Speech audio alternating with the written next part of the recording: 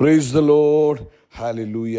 സ്തോത്രം സ്തോത്രം സ്തോത്രം സ്തോത്രം സ്തോത്രം. കർത്താവിൻ്റെ അതിപരിശുദ്ധമായ തിരുനാമം ഈ അനുഗ്രഹിക്കപ്പെട്ട പ്രഭാതത്തിൽ വാഴ്ത്തപ്പെടുമാറാകട്ടെ. പ്രിയപ്പെട്ട ദൈവമക്കളെ, നമുക്ക് ഒരുമിച്ച് കർത്താവിനെ സ്തുതിക്കുവാൻ ഈ അനുഗ്രഹിക്കപ്പെട്ട പ്രഭാതത്തിൽ കർത്താവ് നമുക്ക് തന്നിരിക്കുന്ന ഈ നല്ല സമയത്തിനായിട്ട് നമുക്ക് നന്ദിയോടെ സ്തോത്രം ചെയ്യാം. സ്തോത്രം സ്തോത്രം സ്തോത്രം സ്തോത്രം സ്തോത്രം. 2026 ജൂൺ മാസം 10-ാം തീയതി പ്രഭാതത്തിൽ യേശു നല്ലവനാകുന്നു, യേശുവിൻ്റെ ദയ എന്നേക്കുമുള്ളതെന്ന് പറയുവാൻ കർത്താവ് നമുക്ക് ഒരുക്കി തന്നിരിക്കുന്ന നല്ല സമയത്തിനായിട്ട് ഈ ഭൂമുഖത്ത് നമ്മളെ ആരോഗ്യത്തോടെ സൗഖ്യത്തോടെ സൂക്ഷിച്ചിരിക്കുന്നതിനായിട്ട് നമുക്ക് നന്ദിയോടെ സ്തോത്രം ചെയ്യാം. കരങ്ങളെ ഉയർത്തി ഒന്ന് സ്തോത്രം പറഞ്ഞേ. കർത്താവെ, നന്ദിയോടെ സ്തോത്രം, നന്ദിയോടെ സ്തോത്രം, നന്ദിയോടെ സ്തോത്രം, നന്ദിയോടെ സ്തോത്രം. കഴിഞ്ഞ പകൽക്കാലം നമ്മളെ അത്ഭുതകരമായി നടത്തിയ കർത്താവിന് കരമുയർത്തി സ്തോത്രം പറഞ്ഞാട്ടെ. സ്തോത്രം സ്തോത്രം സ്തോത്രം സ്തോത്രം സ്തോത്രം.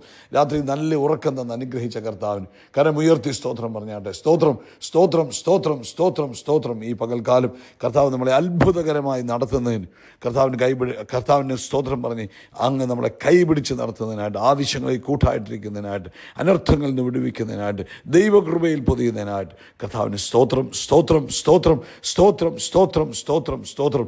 അപ്പോൾ ഞങ്ങൾ അങ്ങേ ആരാധിക്കുന്നു, സ്തുതിക്കുന്നു, അങ്ങേക്ക് ഞങ്ങൾ നന്ദി പറയുന്നു. 139 സങ്കീർത്തനം 13-14 വാക്യം. കർത്താവല്ലോ എൻ്റെ അന്തരംഗങ്ങളെ നിർമ്മിച്ചത്. ആ നെഞ്ചത്തോട്ട് കൈവച്ചിട്ട് പറ, കർത്താവേ, അങ്ങല്ലോ എൻ്റെ അന്തരംഗങ്ങളെ നിർമ്മിച്ചത്. അന്തരംഗങ്ങൾ എന്ന് പറഞ്ഞാൽ നമ്മുടെ അകത്തുള്ള അവയവങ്ങളെയും പുറത്തുള്ള അവയവങ്ങളെയും, അന്തരംഗങ്ങളിൽ അകത്തുള്ളത് നിർമ്മിച്ചത്. എൻ്റെ അമ്മയുടെ ഉദരത്തിൽ കർത്താവ് എന്നെ മെടഞ്ഞു. അതായത് അമ്മയുടെ ഉദരത്തിൽ എന്നെ ഈ രൂപത്തിലേക്കും ഭാവത്തിലേക്കും ഷെയ്പ്പ് ചെയ്തെടുത്തത് കർത്താവ്. എന്നിട്ട് 14-ാമത്തെ വാക്യം പറയാം, ഭയങ്കരവും അതിശയവുമായി എന്നെ സൃഷ്ടിച്ചിരിക്കൽ. അല്ലേ, നമ്മളെ ഭയങ്കരവും അതിശയവുമായിട്ടല്ലേ സൃഷ്ടിച്ചത്. നിങ്ങളിത് കേട്ടുകൊണ്ടിരിക്കുമ്പോൾ നിങ്ങൾ ശ്വാസം എടുക്കുന്നത് നിങ്ങൾ അറിയുന്നില്ല, നിങ്ങളുടെ ഹൃദയം ഇടിക്കുന്നത് നിങ്ങൾ അറിയുന്നില്ല, നിങ്ങളുടെ രക്തം എത്ര ദൂരം സഞ്ചരിച്ചു കൊണ്ടിരിക്കുന്നു, അല്ലെങ്കിൽ രക്തക്കൊഴലുകൾ എത്രമാത്രം വലുതാണ്, ഇതൊന്നും നമ്മൾ അറിയുന്നുണ്ടോ?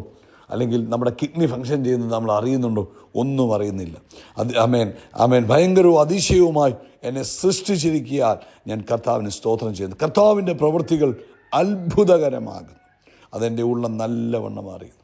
അപ്പം നമ്മുടെ ഈ നമ്മുടെ ശരീരം, ആമേൻ, ഇതൊരു മിഷൻ പോലെ പ്രവർത്തിക്കുക. നമ്മളൊന്നും അറിയുന്നില്ല, നമ്മൾ ഒന്നും മനസ്സിലാക്കുന്നില്ല, പക്ഷേ ഇതിൻ്റെ എല്ലാം പിൻപിലൊരു ദൈവകൃപയായിരുന്നു.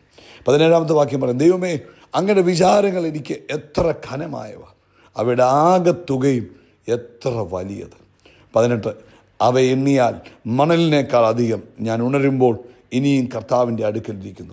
കരം ഉയർത്തിയിട്ട് വീണ്ടും സ്തോത്രം പറഞ്ഞിട്ട് കർത്താവിനോട് പറ, കർത്താവേ, അങ്ങയുടെ കൃപകൾക്കായിട്ട് സ്തോത്രം, അങ്ങയുടെ കരുണയ്ക്കായിട്ട് സ്തോത്രം, അങ്ങയുടെ ദയക്കായിട്ട് സ്തോത്രം.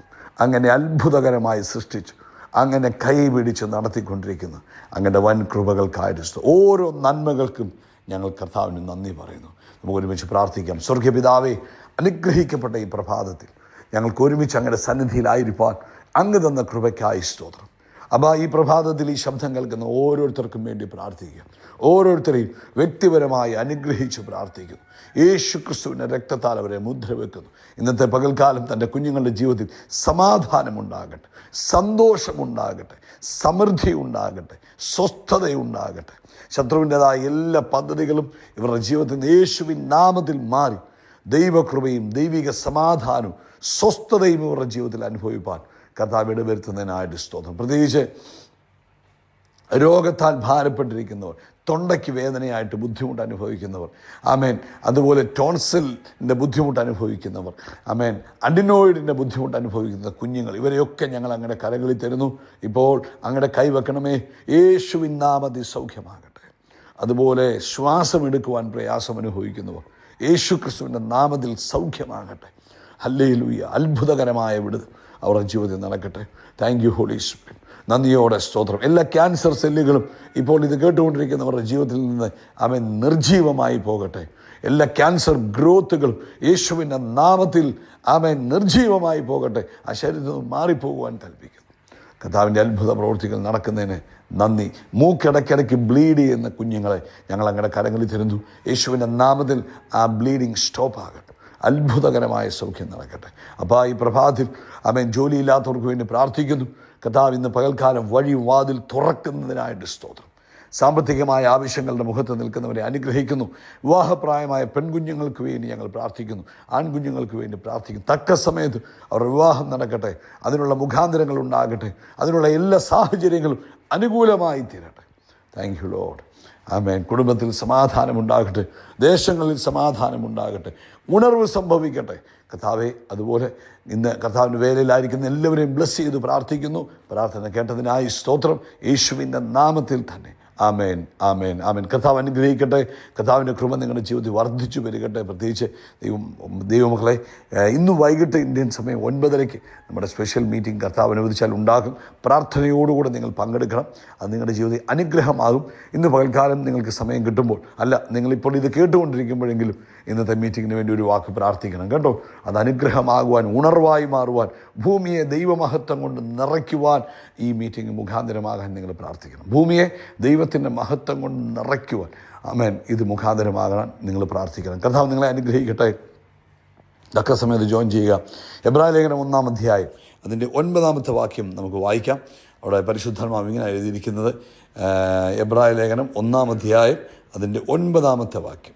അവിടെ പറയുന്നു, നീ നീതിയെ ഇഷ്ടപ്പെടുകയും ദുഷ്ടതയെ ദ്വേഷിക്കുകയും ചെയ്തിരിക്കിയാൽ ദൈവമേ, നിൻ്റെ ദൈവം നിന്നെ കൂട്ടുകാരിൽ പരമായി ആനന്ദതൈലം കൊണ്ട് അഭിഷേകം ചെയ്തിരിക്കും. അവൻ ഇന്ന് പകൽക്കാലം കർത്താവ് നിങ്ങളെ മറ്റെല്ലാവരെക്കാളും അധികമായ ആമേൻ ആനന്ദതൈലം കൊണ്ട് നിങ്ങളെ അഭിഷേകം ചെയ്യട്ടെ. അപ്പോൾ ഇവിടെ പറയുന്നത്, നീ നീതിയെ ഇഷ്ടപ്പെടുകയും അവൻ ദുഷ്ടതയെ ദ്വേഷിക്കുകയും ചെയ്തത് കൊണ്ട് അതിൻ്റെ ഒരു റിവാർഡാണ് പറയുന്നത്. അവൻ ഈ ലോകമെന്ന് പറയുന്നത്, ഇപ്പോൾ നമ്മൾ ജീവിക്കുന്ന ഈ ലോകമെന്ന് പറഞ്ഞാൽ എല്ലാ നിലയിലും അവൻ കറപ്ഷൻ നിറഞ്ഞു നിൽക്കുന്ന ലോകത്തിലാണ് നമ്മൾ ജീവിക്കുന്നത്. മലിനപ്പെട്ടിരിക്കുക. ആ മലിനപ്പെട്ടിരിക്കുന്ന ലോകത്തിൻ്റെ നടുവിൽ പരിശുദ്ധാത്മാവ് പറയുക, യേശു ക്രിസ്തുവിൽ നീതീകരണം പ്രാപിച്ചിരിക്കുന്നവരായ നമ്മൾ നമ്മുടെ പ്രവൃത്തിയാൽ നീതീകരണം പ്രാപിച്ചവരല്ല. യേശുവിൻ്റെ രക്തത്തിലുള്ള വിശ്വാസത്താൽ യേശു ക്രിസ്തു മുഖാന്തരം നമുക്ക് നീതി എന്ന ദാനം ലഭിച്ചു.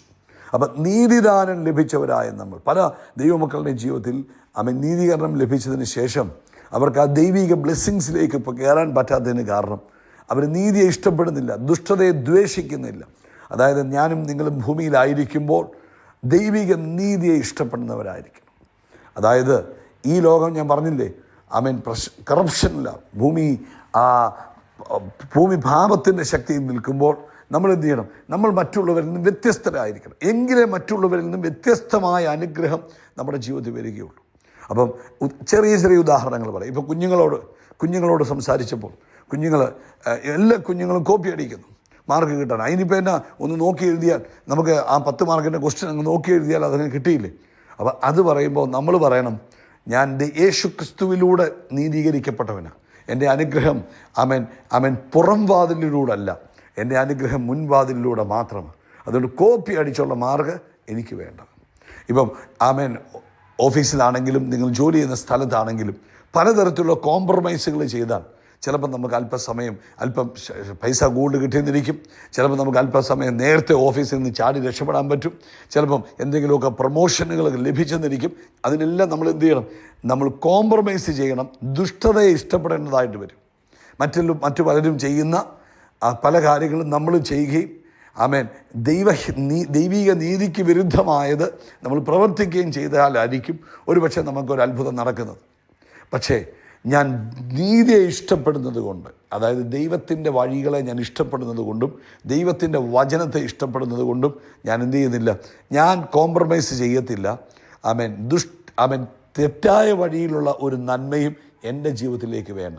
ബെസ്റ്റ് എക്സാമ്പിൾ ജോസഫിന് പൊത്തിഫറിൻ്റെ ഭവനത്തിൽ ഏറ്റവും അനുഗ്രഹമായി സന്തോഷമായി കഴിയാമായിരുന്നു. പൊത്തിഫറിൻ്റെ ഭാര്യയോട് ഒന്ന് കമ്പനി അടിച്ച് നിന്നാൽ മതിയായിരുന്നു. പക്ഷേ ജോസഫ് പറഞ്ഞു, എനിക്ക് എൻ്റെ ദൈവത്തോട് പാപം ചെയ്യാൻ കഴിയത്തില്ല. അതുകൊണ്ട് എന്ത് ചെയ്തു? ജോസഫിനെ എടുത്ത് എറിഞ്ഞു, കാരാഗ്രഹത്തിൽ വീണു. പക്ഷെ ഒരു കാര്യം നോക്കിക്കുകയും, ജോസഫ് നീതിയെ ഇഷ്ടപ്പെട്ടത് കൊണ്ട് ജോസഫ് മറ്റെല്ലാവരെക്കാളും മേളിലെത്തി. ഈ പറയുന്ന പൊത്തിഫറും ഭാര്യയുടെയും യജമാനനായി ജോസഫ് മാറിയില്ലേ? എന്തുകൊണ്ടാണ് മാറിയത്? ജോസഫ് നീതിയെ ഇഷ്ടപ്പെട്ടത് കൊണ്ട്, തിന്മ ചെയ്യാൻ തയ്യാറാകാതെ ദൈവിക നീതിയിൽ ജീവിച്ചു. കള്ളം പറയാൻ തയ്യാറായില്ല, പോഷ്ക്ക് പറയാൻ തയ്യാറായില്ല. എന്തെങ്കിലും കോംപ്രമൈസ് ചെയ്ത് തൻ്റെ ജോലിയിൽ പിടിച്ചു നിൽക്കുവാനോ അല്ലെങ്കിൽ ഉയർച്ച പ്രാപിക്കുവാനോ ശമ്പളം കൂട്ടുവാനോ അല്ലെങ്കിൽ മറ്റെന്തെങ്കിലും പൊസിഷനുകൾ ഉണ്ടാക്കുവാനോ ശ്രമിക്കാഞ്ഞതുകൊണ്ട് എന്ത് സംഭവിച്ചു? ജോസഫ് ഉയർത്തപ്പെടുവാൻ കാരണമായി. ഇന്ന് പരിശുദ്ധാത്മാവ് നമ്മളെ ഓർപ്പിക്കുക, പ്രിയപ്പെട്ടവരെ, കുഞ്ഞുങ്ങളെ പഠിപ്പിക്കണം, നമ്മൾ പഠിക്കണം. നമ്മൾ ഈ ലോകത്ത് ജീവിക്കുമ്പോൾ ദൈവിക നീതിയിൽ ജീവിക്കുക, ദൈവിക വ്യവസ്ഥയിൽ ജീവിക്കുക. അങ്ങനെ നമ്മൾ ജീവിക്കുമ്പോൾ ദൈവം നമ്മളെ ഉയർത്തും.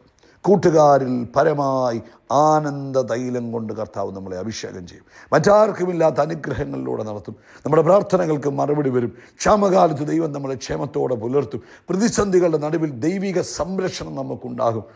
കർത്താവ് നമ്മളെ കൈ പിടിച്ച് നടത്തുന്ന അനുഭവം നമുക്കുണ്ടാകും. എപ്പോഴാണെന്നറിയാമോ? ദൈവിക നീതിയിൽ നമ്മൾ ജീവിക്കുമ്പോൾ.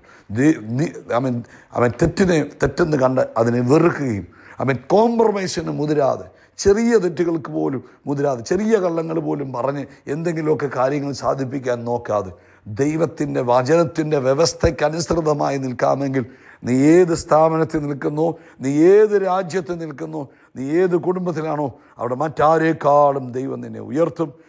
പ്രിയപ്പെട്ടവരെ, നമ്മൾ എത്ര പാട്ട് പാടിയാലും പ്രസംഗിച്ചാലും എത്ര പ്രാർത്ഥിച്ചാലും ദൈവഹിതപ്രകാരം ജീവിച്ചെങ്കിലേ ദൈവിക ഉയർച്ച നമ്മുടെ ജീവിതത്തിൽ വരുള്ളൂ. അതുകൊണ്ട് ഇന്ന് പ്രഭാതത്തിൽ പരിശുദ്ധാത്മാവ് നമ്മളെ ഓർപ്പിക്കുക, നീതിയെ ഇഷ്ടപ്പെടണം. നീതിയെ ഇഷ്ടപ്പെടുക എന്ന് പറഞ്ഞാൽ ദൈവവചനപ്രകാരം ദൈവിക സ്റ്റാൻഡേർഡിൽ നമ്മുടെ ജീവിതത്തെ ക്രമീകരിക്കുക. കർത്താവ് നമ്മളെ മറ്റെല്ലാവരെക്കാളും ഉയർത്തുവാൻ മതിയായവന. ക്ഷാമകാലത്ത് നമ്മളെ ക്ഷേമത്തോടെ നടത്തുവാൻ കർത്താവ് മതിയായവന. അവൻ നമ്മുടെ പ്രാർത്ഥന കേൾക്കും, നമ്മളെ ഭയങ്ങളിൽ നിന്ന് വിടുവിക്കും, നമ്മളെ സൂക്ഷിക്കും. നമുക്ക് വേണ്ടി പ്രൊവൈഡ് ആവശ്യങ്ങളെല്ലാം നടത്തി തരും. നമുക്ക് എന്തെങ്കിലും ഒരു ഭാരമോ പ്രയാസമോ തോന്നുമ്പോൾ നമുക്ക് ദൈവം നമ്മുടെ അടുത്ത് നിൽക്കുന്ന കാണുവാൻ കഴിയും. ഹല്ലേലൂയ. അതുപോലെ എത്തൊക്കെ പ്രശ്നങ്ങൾ ഈ ലോകത്ത് വന്നാലും അതിന് നടുവിൽ നമ്മളെ സൂക്ഷിക്കും. അതുകൊണ്ട് കരമുയർത്തി പറ, ഞാൻ നീതിയെ ഇഷ്ടപ്പെടുന്നു, ഞാൻ തിന്മയെ ദ്വേഷിക്കുന്നു. ഒന്നുകൂടെ പറഞ്ഞ്, ഞാൻ നീതിയെ ഇഷ്ടപ്പെടുന്നു, തിന്മയെ ഇഷ്ടപ്പെടുന്നു. തിന്മയെ ദ്വേഷിക്കുന്നു. നീതിയെ ഇഷ്ടപ്പെടുന്നു, തിന്മയെ ദ്വേഷിക്കുന്നു. കരമുയർത്തി പറ, യഹോവയുടെ കണ്ണ് എൻ്റെ മേലുണ്ട്. കാരണം ഞാൻ നീതിയെ ഇഷ്ടപ്പെടുന്നത് കൊണ്ടും തിന്മയെ ദ്വേഷിക്കുന്നത് കൊണ്ടും യഹോവയുടെ കണ്ണ് എൻ്റെ മേലുണ്ട്. ഒന്നുകൂടെ കരമുയർത്തി പറ, ഈ സ്പെഷ്യൽ ഗ്രേസിൻ്റെ മാസത്തിൽ ഞാൻ ദൈവിക ഫേവറും ദൈവിക പ്രമോഷനും സ്വീകരിക്കുന്നു. ഹല്ലേലൂയ. സ്തോത്രം, സ്തോത്രം, സ്തോത്രം. അപ്പോൾ കർത്താവ് നിങ്ങളെ അനുഗ്രഹിക്കട്ടെ. ഒരു കാര്യം ഇവിടെ പറഞ്ഞിട്ട് അവസാനിപ്പിക്കാം. നമ്മൾ പലപ്പോഴും ഒരു കർഷകനെ പോലെ കേട്ടോ, നമ്മൾ വിത്തിടും, കാത്തിരിക്കണം. ചിലപ്പോൾ നമ്മൾ വിചാരിക്കും, ഞാൻ ഇന്ന് നീതി പ്രവർത്തിച്ചു, ഉടനെ ദൈവം എന്നെ അങ്ങ് ഉയർത്തും. അതിനൊരു സമയമുണ്ട്, ഒരു പ്രോസസ്സിങ് ടൈമുണ്ട്. ഒരു പ്രോസസ്സിങ് ടൈമുണ്ട്. ജോസഫിനെ നോക്കി, ഒരു പ്രോസസ്സിങ് ടൈമുണ്ട്. നിങ്ങളുടെ ജീവിതത്തിൽ ഒരു പ്രോസസ്സിങ് ടൈമുണ്ട്. പക്ഷേ നീതി എന്ന വിത്ത് വിതച്ചോ, നന്മ എന്ന ആ വലിയ കൊയ്ത്ത് നിങ്ങളുടെ ജീവിതത്തിൽ ഉണ്ടാകും. കർത്താവ് നിങ്ങളെ അനുഗ്രഹിക്കട്ടെ. കർത്താവ് നമ്മളെ തലയെ എണ്ണ കൊണ്ട് അഭിഷേകം ചെയ്യും. നമ്മുടെ പാനപാത്രം നിറഞ്ഞു കവിയും. നന്മയും കരുണയും നമ്മുടെ ആയുഷ്കാലമൊക്കെയും നമ്മളെ പിന്തുടരും. നമ്മൾ ആകാശത്തിലെ നക്ഷത്രങ്ങൾ പോലെ, കടൽക്കരയിലെ മണൽത്തരി പോലെ അത്യന്തം വർദ്ധിച്ചു വരും. We are blessed, we are really blessed, we are permanently blessed and highly favoured. God bless you, God bless you, God bless U.